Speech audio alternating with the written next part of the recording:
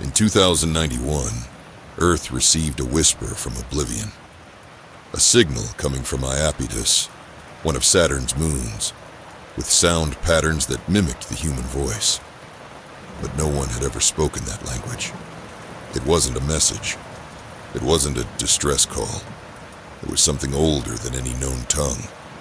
And when the ship, Peregrina 4, landed on the dark hemisphere of the moon, it found something buried beneath the ice. A temple. No doors. No windows. Walls covered in symbols that induced hallucinations by sight alone. They believed they were alone in the solar system. They were wrong. But worse than not being alone is being noticed. The first pulse was detected by a radio telescope in Tanzania at the Kilimanjaro 1 observatory. An intern thought it was satellite interference, but when the frequencies were isolated, a pattern emerged, a repetition, something alive. It repeated every 13 days, always at exactly 3:33 UTC. The same sequence of sounds, 4 low tones, 1 long high tone, and at the end, a nearly imperceptible whisper.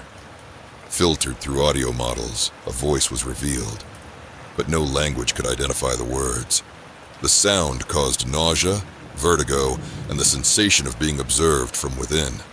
The source, Iapetus, Saturn's moon, half black as coal, half white as bone.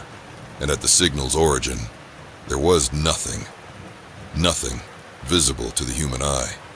The ship Peregrina 4 was launched from Mars' Leviathan orbital base. On board were Dr. Ayla Navarro, linguist, Commander Elias Kwan, Engineer Milo Ramirez, neuroscientist Dr. Seong Lin, and Owen Greer, a civilian observer from the Cosmic Protection Agency. The journey took 37 days. During the voyage, the dreams began. All reported visions they couldn't describe.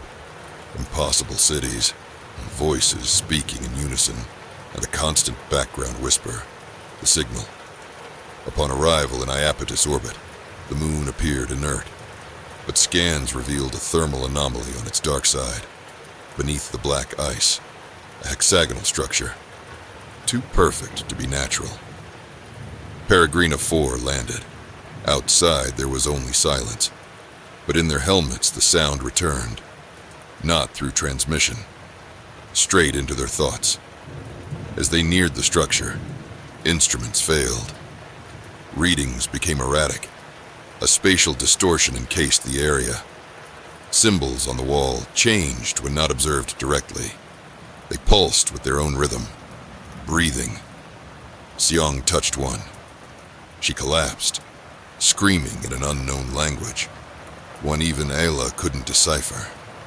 When sedated and revived, she remembered nothing, but her eyes were different.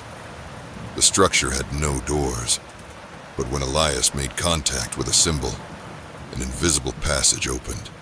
He stepped in. The others followed. Inside, geometry defied logic. Echoes whispered their names.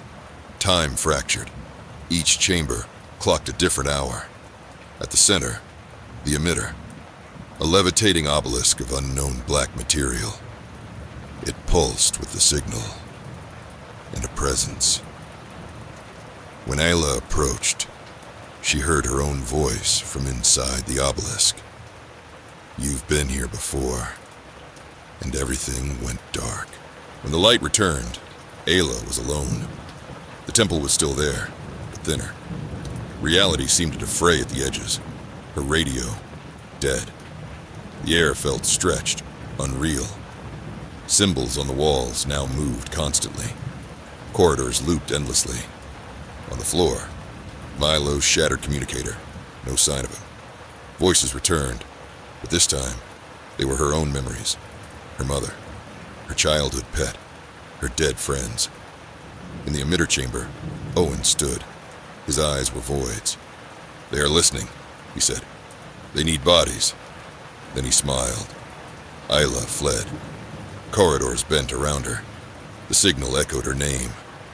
She found Seong huddled in the ship's command center. Around her, every screen replayed Ayla's own childhood. Seong whispered, "It's not a temple anymore. It's a mirror. It's learning." Elias appeared. He looked drained, muttering his late daughter's name. Over and over. "If you answer," he said, "they enter."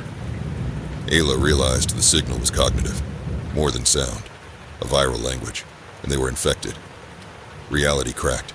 The walls pulsed. Symbols floated midair. Light flickered. Seong laughed coldly. "The obelisk isn't here. We're inside it." The ship failed. Oxygen destabilized. Owen vanished again, leaving behind a message. "Language creates the world." The writing ours. Logs were rewritten. Timelines altered. Deaths listed. Some hadn't happened yet. In the medbay mirror, Ayla's reflection hesitated before mimicking her. She returned to the obelisk.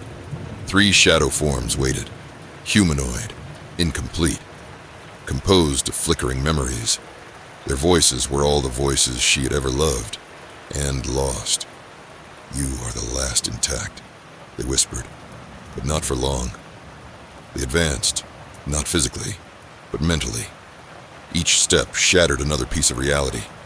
Ayla screamed, not in fear, in defiance. She focused on a mental symbol, a word from the symbols she had studied, a command. She projected it in her mind, and the world paused. Silence. She opened her eyes on Iapetus' surface, alone. No ship, no crew, just a small black device in her pocket. It pulsed. The device projected an image, the fractured obelisk, surrounded by orbiting symbols. At the center, the one symbol she had spoken. It had been a prison. The temple was a cage for a piece of Erebus. She had 2 choices. Silence it forever, or activate it. She hesitated, then pressed the symbol. It glowed and vanished. Nothing happened. Then, presence. Inside her. The voice. A convergence of all voices she'd known. Calm. Persuasive. Inhuman. "You are bridge. You are translation." She saw a vision. Erebus. Not a place, but a collective thought. Older than stars. Each temple, each signal, was a failed attempt to communicate. She was the first to succeed. "What do you want?" she thought. Memory. Continuity. Home. The device emitted music now. Beautiful. Harmonious. "If I take you, do you promise not to destroy?" Silence. Then, "We promise to remember." A rescue drone approached. The beacon still worked. Ayla pressed the device to her chest and walked toward the light. The ship landed with precision. Scans were clean, except for her brain. Patterns beyond explanation. She stayed quiet. Doctors called it trauma. Something inside her was listening. At Leviathan Station, she was celebrated and monitored. The device, extracted, sealed, locked away, or so they thought. The dreams returned. Visions, clearer than ever. Maps, equations, alien languages, and one repeated phrase, "You are the first, but you won't be the last." Months later, another signal appeared. Not from Iapetus, not from Saturn. From somewhere between galaxies. The same pattern, the same tone, the Erebus Frequency. This time, Ayla smiled. She understood every word. End.